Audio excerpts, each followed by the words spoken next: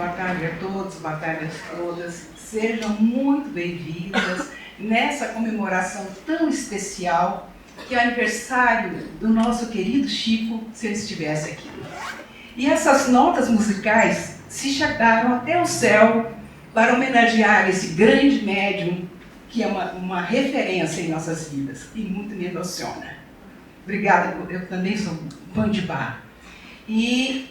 Vamos falar desse médium, que segundo Bacelli, que escreveu uma das biografias do Chico Xavier, se fez a seguinte citação: estou plenamente convencido de que Chico Xavier foi o maior e o mais completo fenômeno mediúnico de todos os tempos, e um dos maiores fenômenos a que a humanidade já produziu, não ficando nada a dever aos maiores vultos da história. Carlos Bacelli. E Carlos Bacelli foi o quê? Uma pessoa que viveu muito junto ao Chico. E vamos agora saber um pouquinho quem foi esse Chico, esse vulto tão importante, tão significativo para nós, que somos da doutrina espírita, e reconhecido em vários países do mundo. Chico, no dia 2 de abril de 1910, nasceu em Pedro Leopoldo. Seu pai era uma pessoa que vendia bilhete de loterias. Ele tinha mais 8 irmãos. A sua mãe era lavadeira. E ele tinha, inclusive, uma ascendência de escravos. E morava em Pedro Leopoldo, a cidade em que ele nasceu.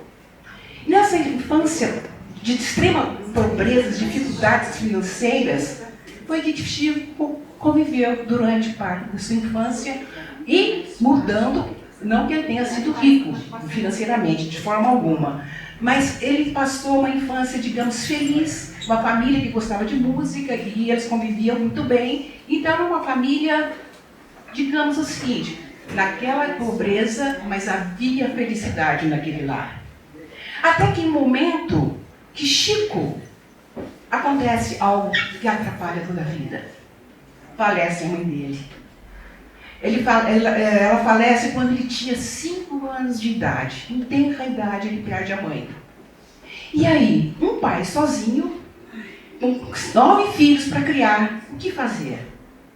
Então, Chico foi adotado. O pai pegou como uma criança, foi levar para uma pessoa, para outra pessoa, e levou o Chico para a madrinha, que era amiga da mãe dele, para ser criado por ela.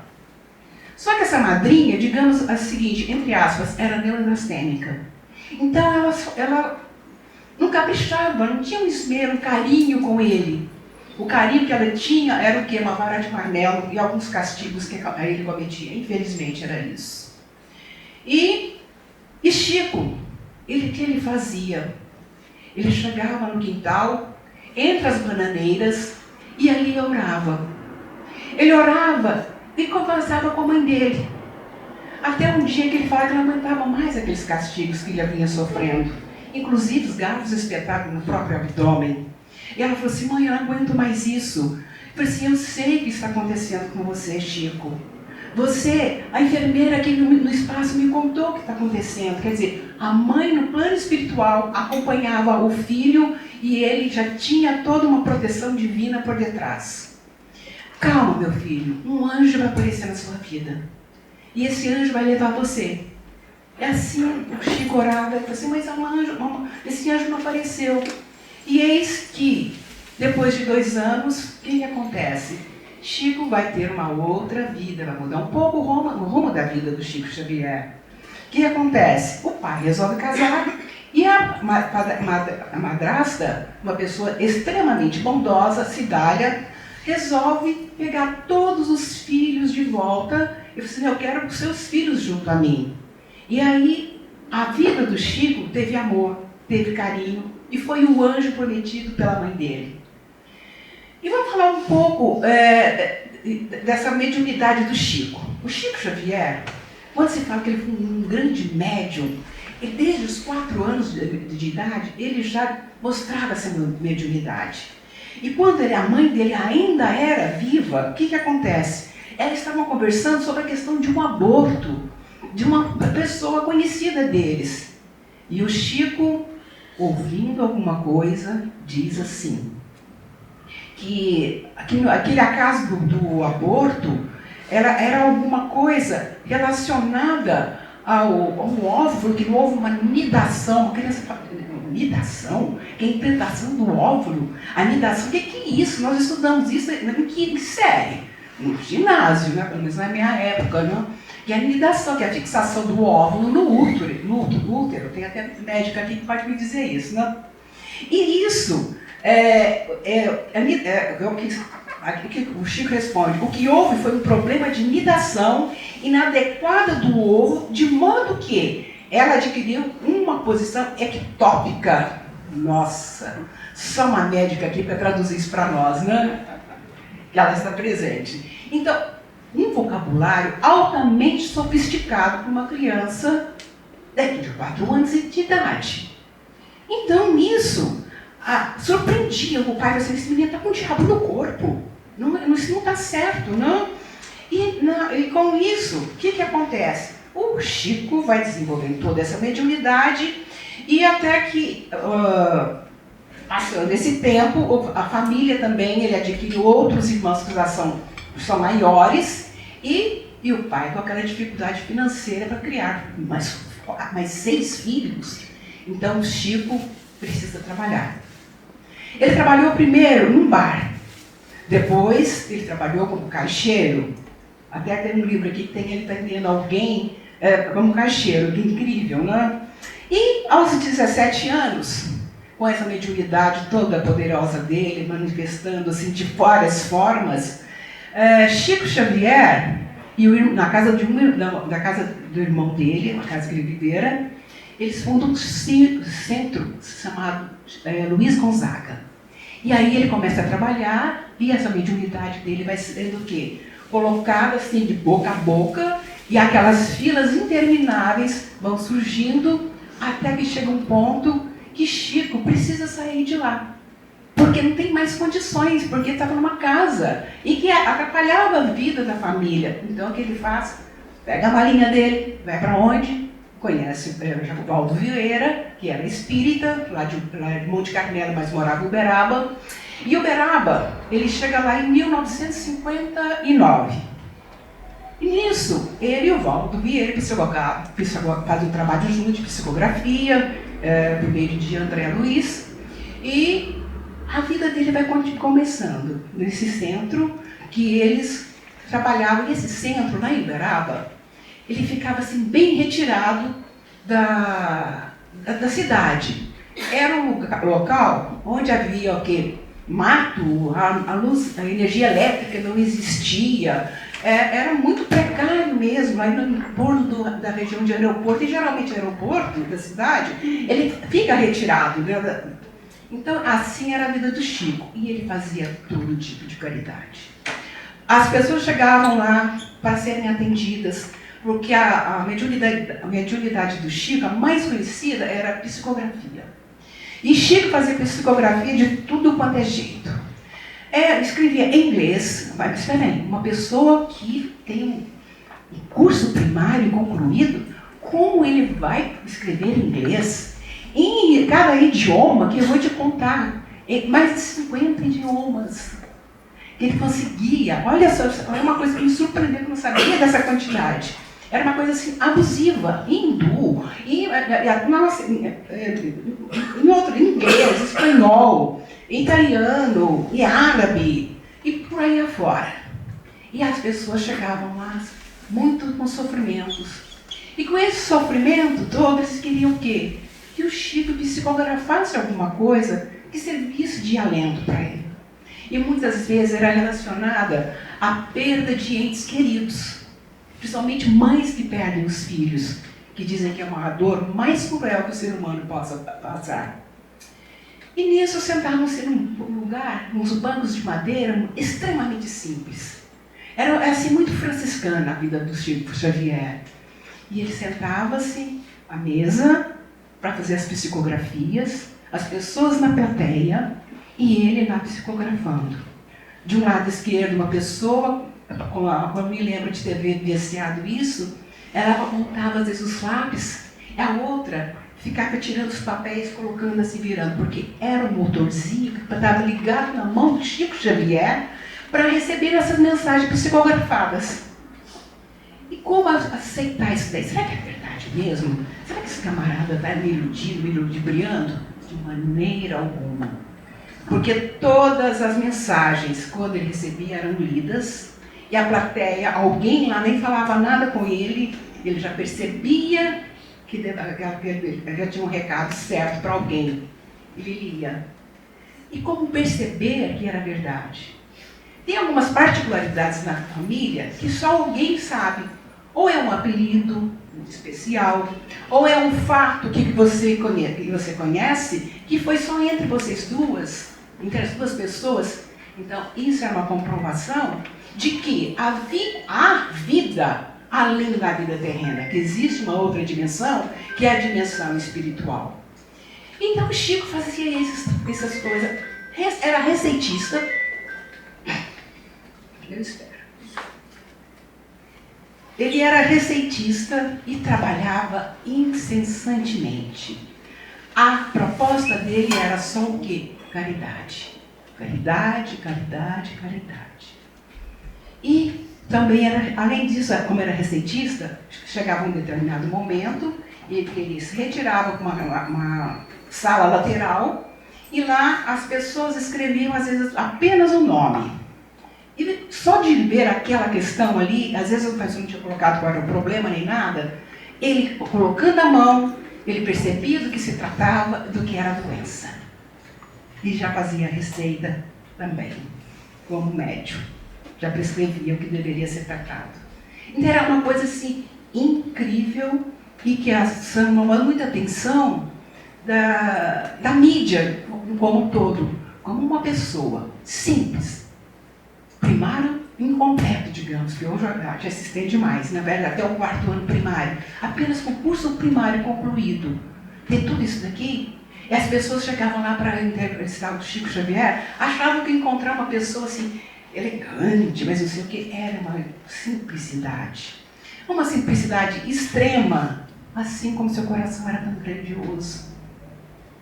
E ele atendia as pessoas, eles ficavam assim, não, eu pensei que fosse encontrar uma pessoa de um outro porte, eles se surpreendiam. E às vezes pregavam até peças no Chico, para saber se realmente ele tinha muitas mediunidades, né? Então isso aconteceu. Aí em 1931, antes dele ir para Uberaba, aliás, antes de ir para Uberaba, ele teve um encontro com Emmanuel, foi o primeiro encontro com Emmanuel. E Emmanuel aparece para ele, é uma luz que vai se projetando. E o que acontece? Emmanuel fala assim, você está decidido a levar esse compromisso a sério? Eu falei, sim, desde que os espíritos me auxiliem, eu vou fazer isso. Tá bom, você tem todo o nosso apoio. Mas o que eu devo fazer? Você vai fazer em três pontos. Qual é o primeiro ponto? Chico perguntou, disciplina. E o segundo ponto, qual é? Disciplina. E o terceiro? Disciplina. Então isso serve para a gente como também um farol para que sigamos essa postura, disciplina, disciplina, disciplina, para fazer a caridade. E Chico, com isso, acabou psicografando um livro que foi o primeiro dele, Parnaso de Além Túmulo. E esse livro foi muito, teve uma questão envolvendo isso, porque eram poemas que ele recebia e que foram publicados. E de escritores portugueses, brasileiros, e renomadíssimos, inclusive. Isso causou que frisson na mídia também. Porque como Chico Xavier vai escrever isso? Ele deve ter lido muita coisa, ele tem boa memória. Mas Dr. Elias Barbosa, que era também amigo do Chico Xavier, que morou lá em Uberaba, ele chegou a analisar todo esse livro, Parnaso de Além Túmulo, e foi percebendo que os estilos peculiares de um escritor e de outro, de um poema com outro, fazia jus. Então isso também foi certificado, não só por Dr. Elias Barbosa, mas outras pessoas também, para ver o estilo literário.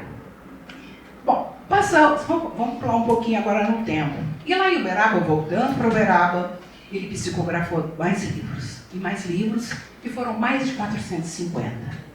E toda essa renda que aconteceu, ele revertia para os necessitados, para quem precisasse.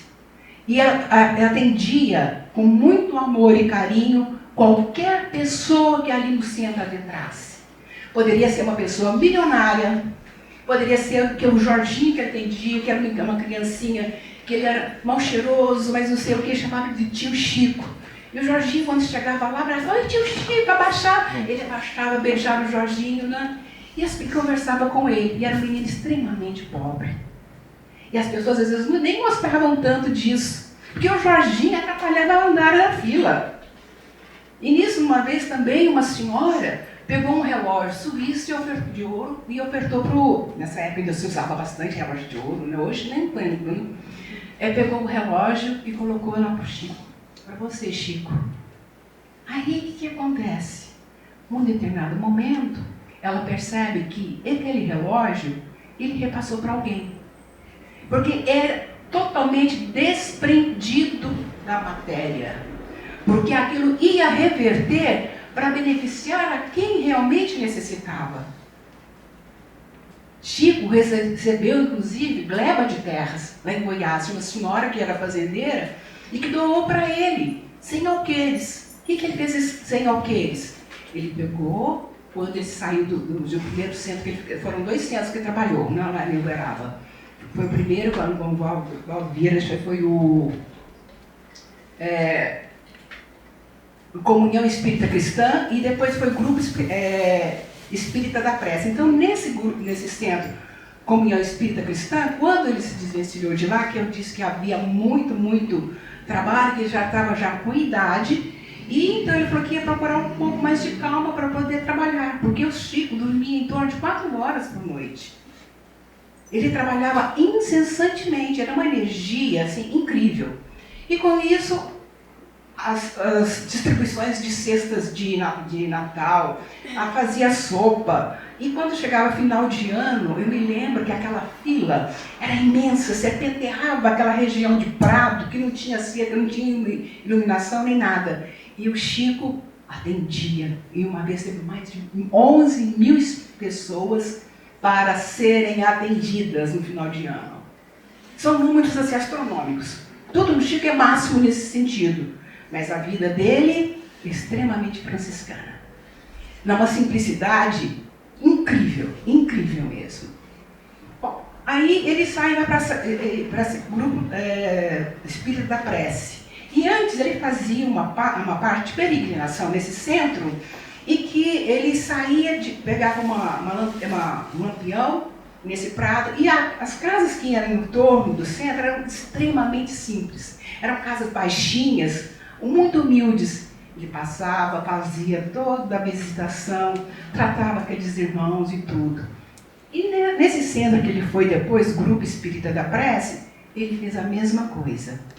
Só que de uma maneira, saía também com peregrinação, e lá nesse grupo, há um abacateiro.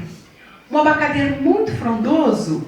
Então, o que ele fez o seguinte: ele fazia o trabalho de leitura do Livro dos Espíritos e do Evangelho segundo o Espiritismo debaixo desse abacateiro.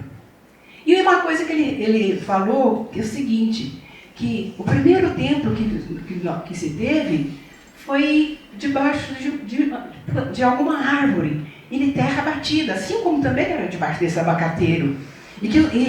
Fazendo referências aos druidas também. Quer dizer, que há alguma bagagem que ele traga até de alguma outra vida, presumo eu, né? Então, nisso, ele fazia toda essa questão, era aos sábados, iniciava-se às 14 horas, fazia leitura, e depois havia uma preleção do Chico, logicamente, com a presença de Emmanuel. Então, era uma coisa assim maravilhosa.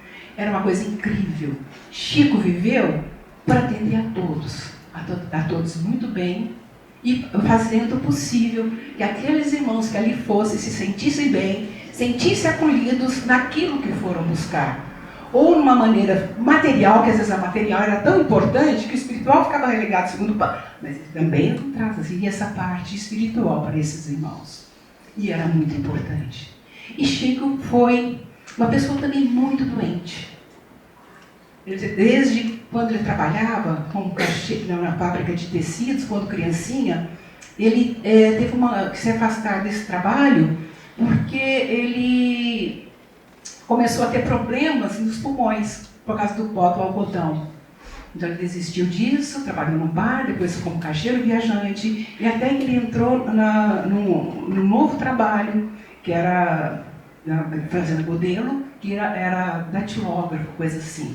E ele vivia desses proventos, bem simples, ao que ele sobrevivia, porque o resto tudo era para doação.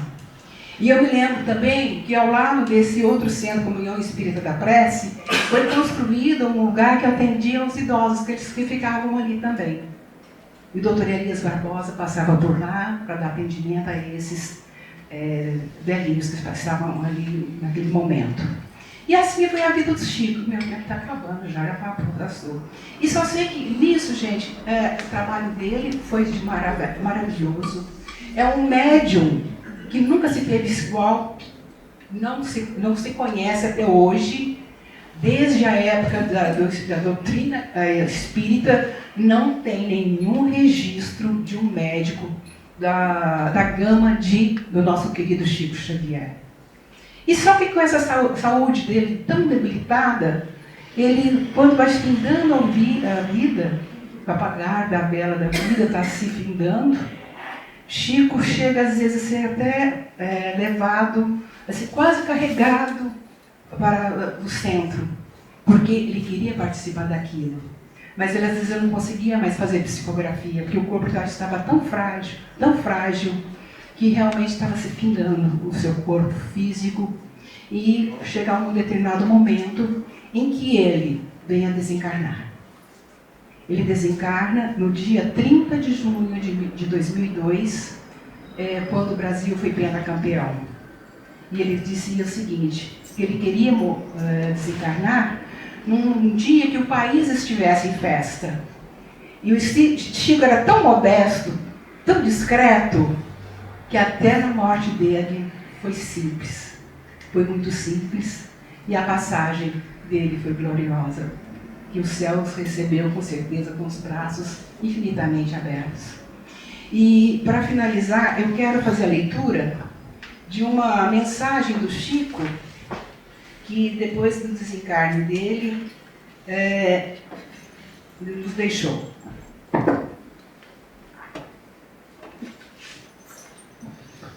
É intitulado O Dever Me Chama. Queridos irmãos, nem humanidade, quando me lamentarem, saibam que esta foi minha casa por 92 anos, mas jamais o meu lar. Encontrareis nela o meu falso molde, mas sabei que não sou eu. Eu vagueio longe, muito longe, no círculo da imortalidade. Era a gaiola, o pássaro voou. Era a concha, a pérola se foi. Sigo adiante. Não lastimem se falta de um dentre vós.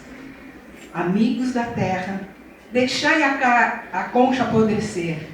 Quebrai a gaiola, dilacerai paramentos. Porque eu vagueio longe, muito longe. Eu vivi e viverei. O dever me chama. E assim nós agradecemos imensamente por você, Chico Xavier, por ser contemporâneos nossos, e a mensagem de amor e de caridade, que fora da caridade não há salvação. Então esse é um legado que nos deixou, e que quando nós conhecermos as obras do Chico e permearmos nela, fizermos uma imersão, poderemos mudarmos e tentarmos seguir esses caminhos que ele nos deixou. Que sigamos o passo de Chico e de Jesus. Graças a Deus.